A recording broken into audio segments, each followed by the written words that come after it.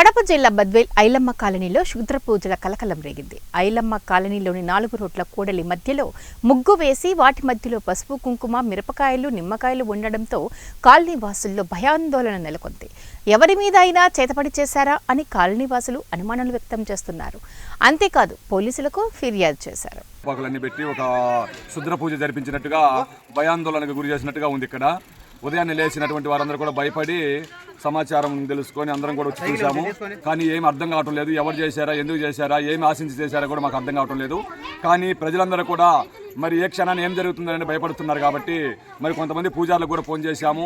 ఈ వాట్సాప్లో కూడా పెడితే ఈ ఊరి మీద చేశారు, ఇది ఊరికి సంబంధించి ఏదైనా చేయాలని చేసినారు ఎవరో.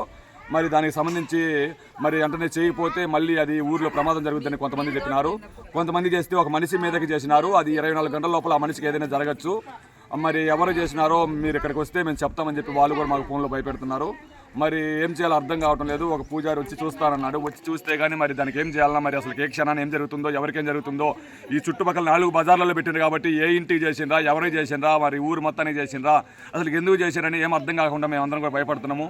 మరి ఉదయం నుంచి కూడా అందరూ కూడా భయపడుతూ అన్నం కూడా తినకుండా ఎక్కడ ఏ క్షణాన్ని ఏం జరుగుతుందని పిల్లలందరినీ జాగ్రత్తగా చూసుకుంటున్నాం. ఇక్కడ పోలీసులకు ఫిర్యాదు చేశారా సార్? పోలీసులకు కూడా ఫిర్యాదు చేశాము. వచ్చారు, వచ్చి చూసి ఇది ఎవరో బాగలేకుంటే చేసి ఉంటారులే, దీనికి ఏం కాదు, నీళ్ళు కొట్టి పడేసేయండి పోద్ది అన్నారు. కానీ అట్లా చేస్తే మళ్ళీ ఏం జరుగుతుందో భయం కదా సార్ అని చెప్పి మేము అన్నాము. ఎవరి మీద అనుమానం ఉందంటే